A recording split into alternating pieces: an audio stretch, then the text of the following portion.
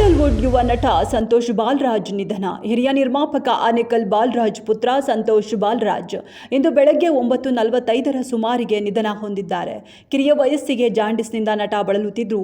ಕರಿಯ 2, ಕೆಂಪ, ಗಣಪ, ಬರ್ಕ್ಲಿ, ಸತ್ಯ ಸಿನಿಮಾಗಳಲ್ಲಿ ಸಂತೋಷ್ ನಾಯಕ ನಟನಾಗಿ ಅಭಿನಯಿಸಿದ್ರು.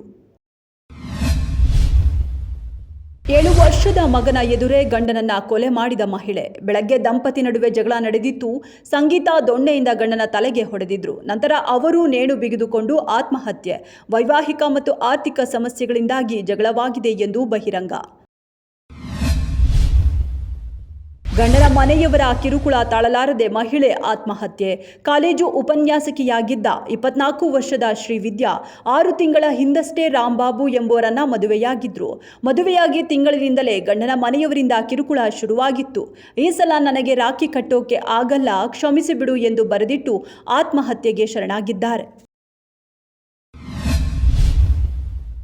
ಕರ್ನಾಟಕದ ಸಾರಿಗೆ ನಿಗಮಗಳ ನೌಕರರು ಇಂದಿನಿಂದ ಅನಿರ್ದಿಷ್ಟಾವಧಿ ಮುಷ್ಕರ. ಬೆಂಗಳೂರಿನಲ್ಲಿ ಬಸ್ ಸಂಚಾರ ಭಾಗಶಃ ಸ್ಥಗಿತ, ಸಾರ್ವಜನಿಕ ಸಂಚಾರಕ್ಕೂ ಅಡ್ಡಿ.